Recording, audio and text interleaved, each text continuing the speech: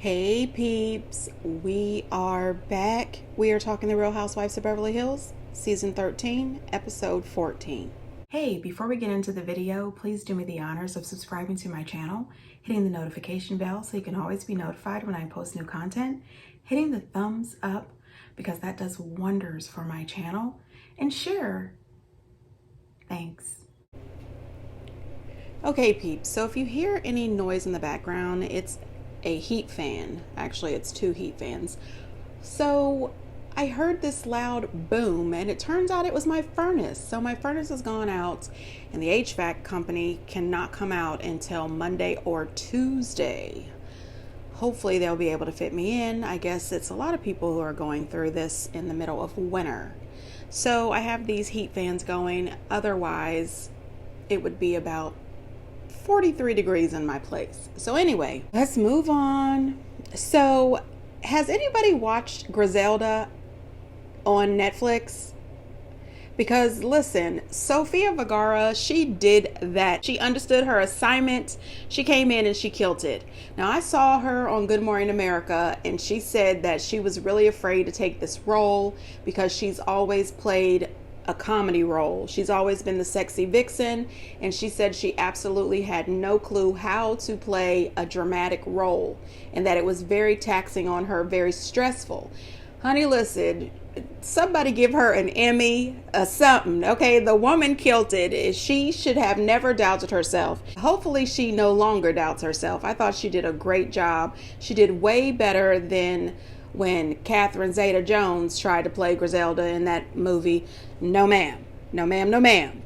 Anyway, let's move on to the show. So the show picks up where it left off with Crystal and her high blood pressure. Now, I didn't love that when Crystal was laying down in the back of that van and she was going through her stress, Anne-Marie wanted to talk about her possibly, stroking out or something. I said, who the hell wants that when they are in the middle of a crisis?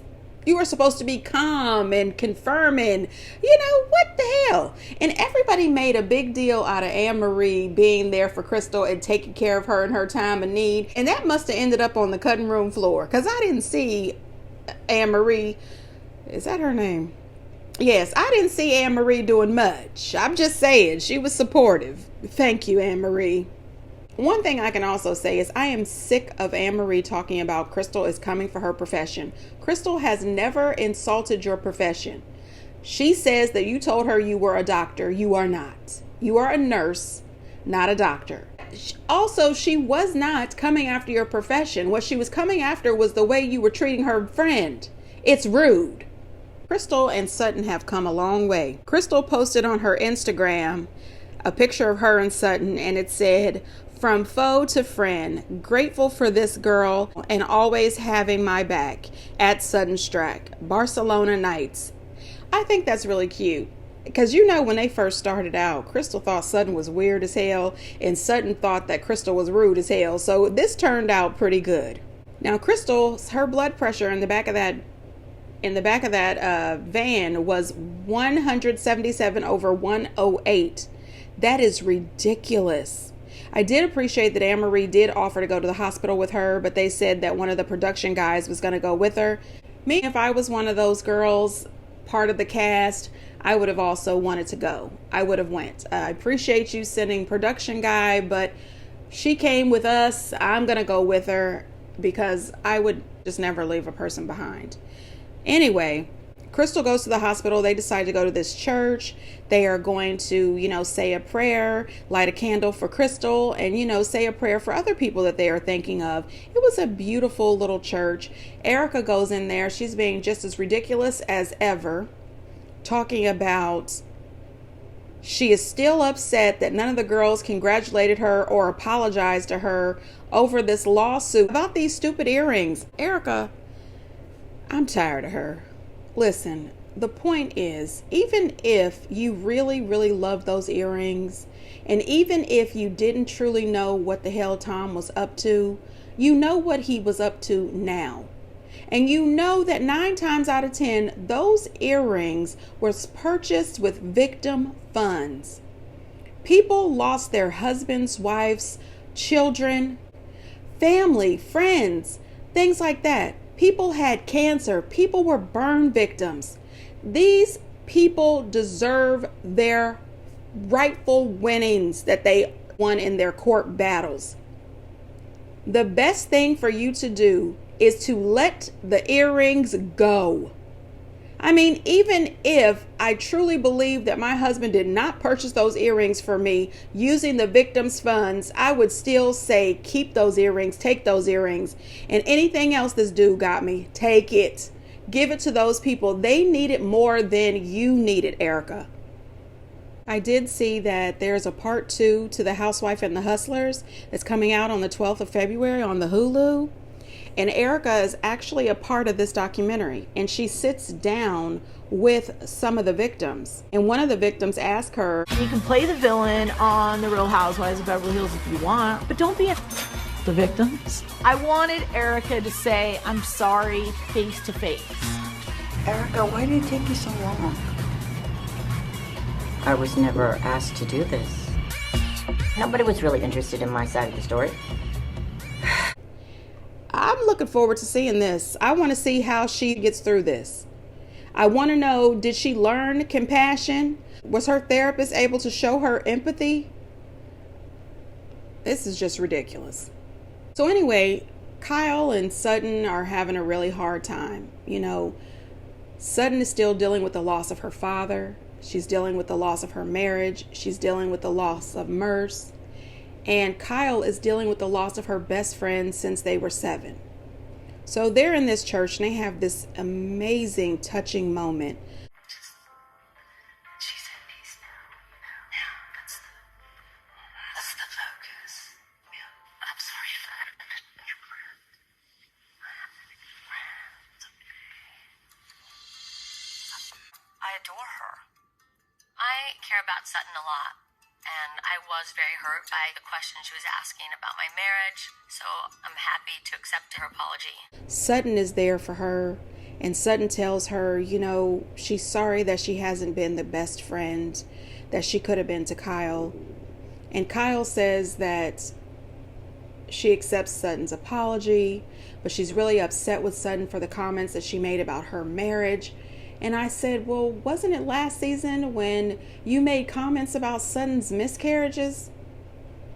I think that those comments were worse than her comments or questions about your marriage.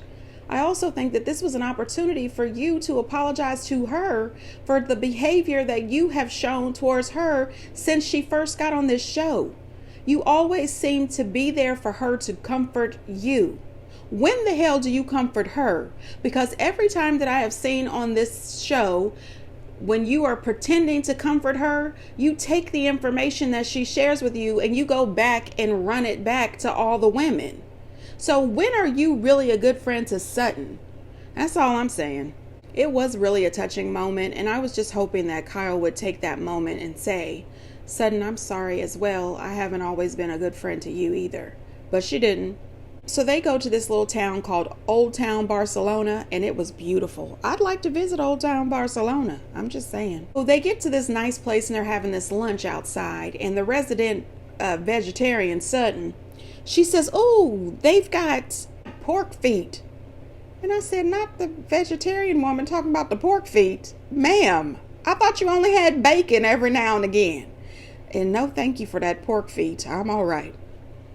Anyway, Anne-Marie gets a call from her husband and she calls him daddy. The rest of the ladies start cracking up and they wanted to know that she always called him daddy. And I said, well, these girls must not watch Married to Medicine. Okay, Dr. Heavily always calls her husband daddy. I'm just saying.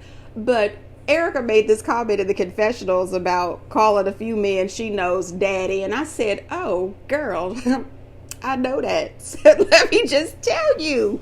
I've met a few daddies. I'm just saying. Anyway, stop judging me, peeps. Anyway, she says that she only calls him daddy when the kids are around. I said, you a lie. Anyway, I think she might get up to actual 10 if she called him daddy when the kids wasn't around. I'm just saying, let me move on. This is ridiculous. So in the middle of this lunch, Garcelle brings up, you know, how she was feeling regarding her situation with Dorit.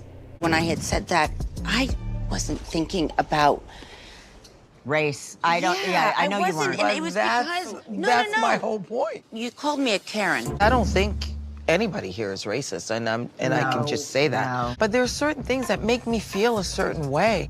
My opinion is that you have lived a very sheltered life, and you don't understand the walk that I've had to walk. I want to learn and know about your plight. This little bubble that I lived in that you believe is actually very different. My father is Israeli, and my brother and I, people were saying anti-Semitic remarks to us. I'm not by any means comparing. If there's anything I say or do that for whatever reason triggers you, please tell me, please. Because I will make sure, no matter what, that I never say it or do it. Garcelle does come out and say that she doesn't think that any of these ladies are racist. She just thinks that, you know, some of them, like Dorit, are living in a bubble. Dorit says that she's not. They have this heartwarming conversation. Dorit lets her know that she's dealt with certain forms of racism herself, being that her father is Israeli, and you know, she's been mistreated in her life as well. But she also was very clear as to say that she was not comparing, and I appreciate that. She also told Garcelle that she was really saddened by her calling her a Karen. And Garcelle didn't call her a Karen. She said that she had Karen-like behavior. While they were talking about this, I don't know why, but all of a sudden the Black Shabbat popped up in my head. And I said, remember when Ramona was making light of the Black experience, talking about how she was treated as a Jewish woman in college? I said, oh shit, this is the Black Shabbat all over again. Anyway, I don't know why that came to my head. It just did. Did anybody else think about the Black Shabbat? Anyway, Dorit does apologize, and it seemed like it was a sincere apology. She told Garcelle that if she ever does or says anything like that that triggers Garcelle in any way, to please bring it to her attention and she will correct it, because she never wants to hurt Garcelle or trigger her or upset her. And you know, they hugged it out, and I thought, wow, this is so cute. This is great. I love to see them come together. Then I thought, did she really mean this? Because right around the time when the episodes were about to air, she went online and posted all of these subliminals about living in her bubble. So I don't think she really meant it. I'm just saying. Sutton lets everybody know that her friend Trevor lives in Barcelona and that he was coming to dinner, you know, at the haunted house later that evening. Okay, I had no idea that Trevor was coming to dinner with like 5 or 6 friends, some really nice, interesting friends too. So they all need to rush to get home to get dressed because Sutton wants them to be ready. Now she's going to take all these rich housewives of Beverly Hills into a shopping district and only allow them to have 3 minutes to shop. Honey, Sutton made them play Supermarket Sweep. Okay, I used to love that show. I don't know if it still comes on, but I used to watch that when I was a kid. And honey, listen, I used to always tell them, go for the meats. Go for the meats and then go for the big gigantic things of soap detergent. Oh my gosh, I used to love that. And always grab the big cardboard cutout. How did we get here? Anyway, she puts a timer on it. They get 3 minutes to shop. Honey, listen, Dorit and Kyle said, say less. Okay, it takes them no time to shop. They are in there shopping till they drop in a fan place. I said, fans? Hand-painted fans? Dorit finds 7 that she needs. I said, oh shit. No, ma'am.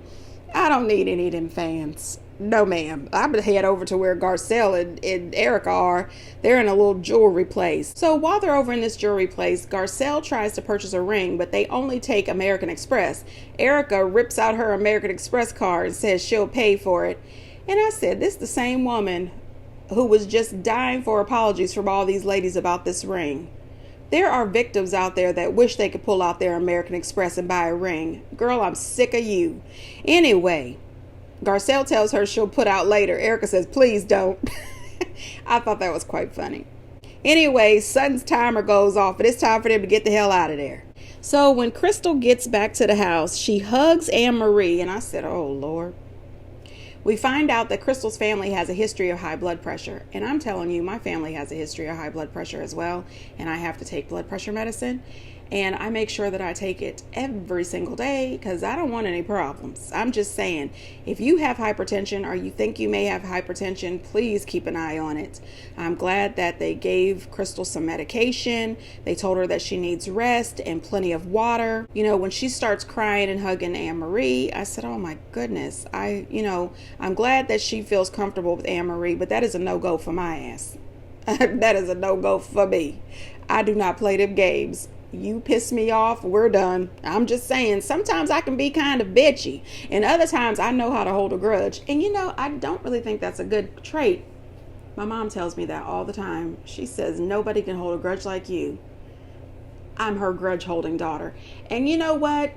She ain't lying, but I'm gonna work on it. I'm gonna work on it, peeps. Anyway, hypertension is a serious topic. You remember that episode of Good Times when James found out that he had hypertension? Now, Florida, I ain't gonna say this no more. I ain't got no hypertension. And I don't want to hear another damn word about it. I ain't sick, I ain't nervous, and I ain't upset. I'm just saying, I love Good Times. Anyway, Erica is not here for Sutton's friends. She don't want to entertain Sutton's friends. She's in there with her hair and makeup people drunk as hell talking bad shit. And she made kind of a comment that made it seem like Crystal's high blood pressure and ended up in the hospital with some kind of karma for talking about her and her legal situation and not apologizing.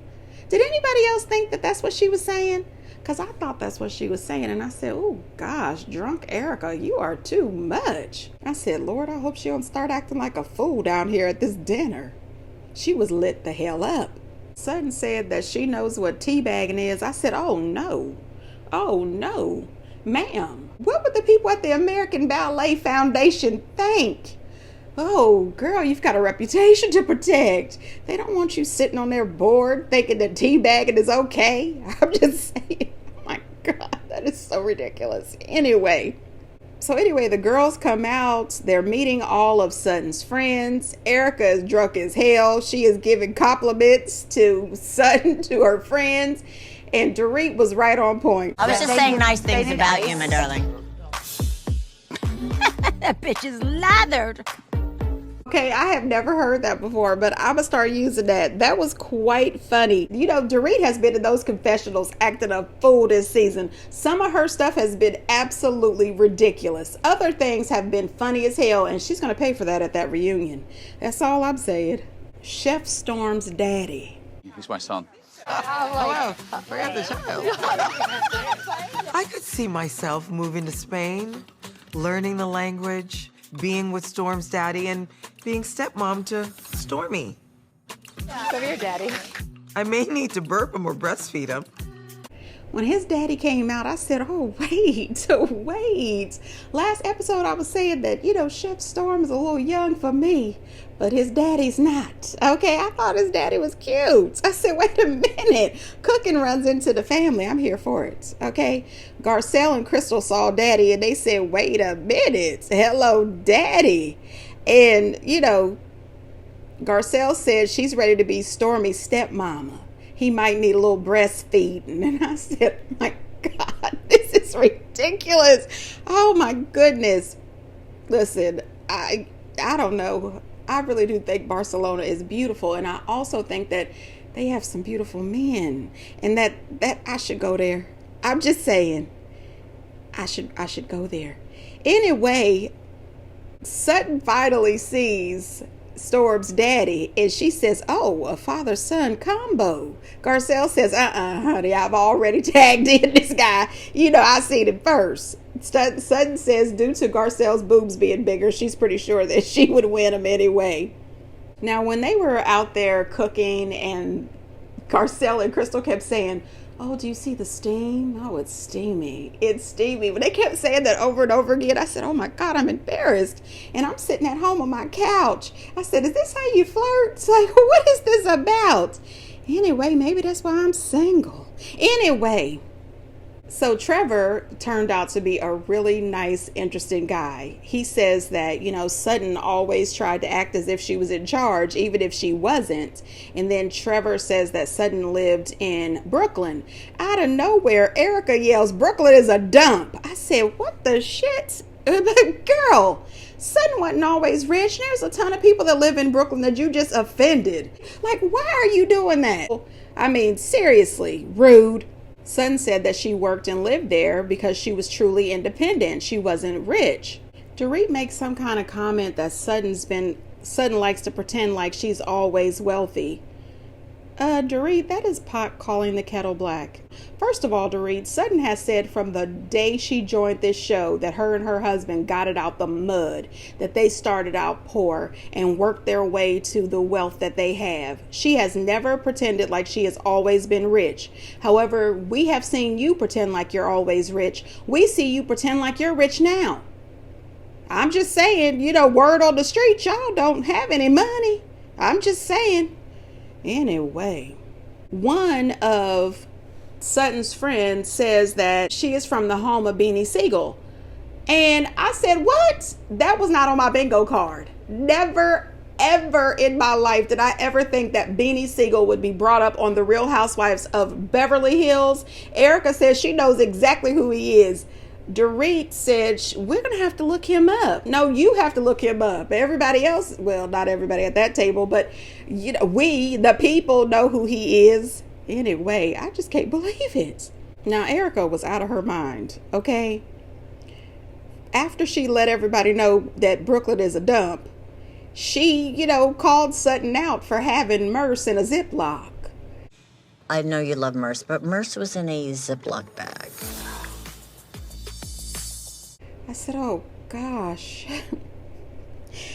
Why did you bring that up? And then Sutton, in my opinion, threw Kyle under the bus to let everybody know that Kyle's mama's ashes is, in the bathroom.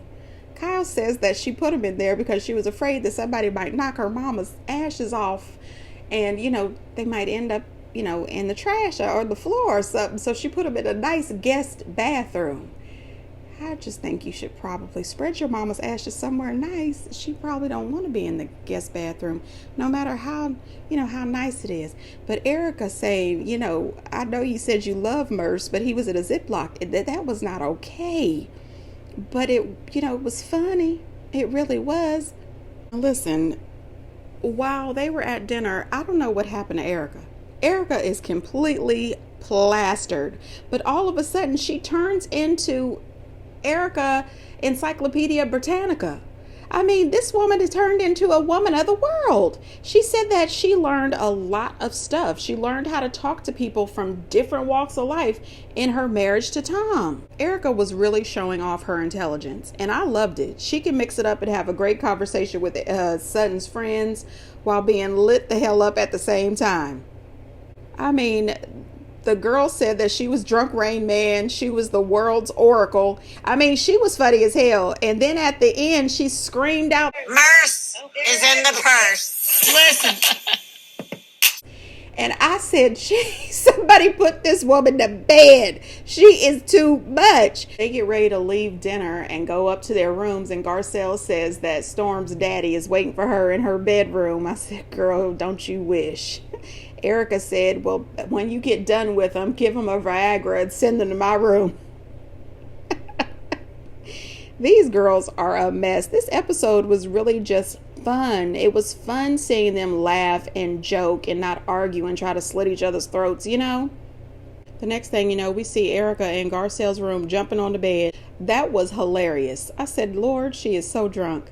Garcelle pretends to kick her and Kyle out, talking about Chef Daddy was coming to her room.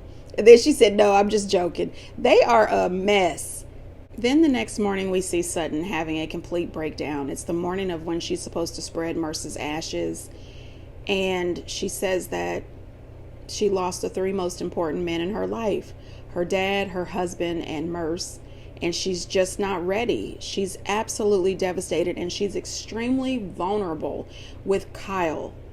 And I just don't know if Kyle can actually be a true friend and be there for Sutton. I don't think that Kyle really cares about Sutton until she needs this woman for something. I don't know, you guys. Get down in the comments and let me know what you think. And until next time, bye.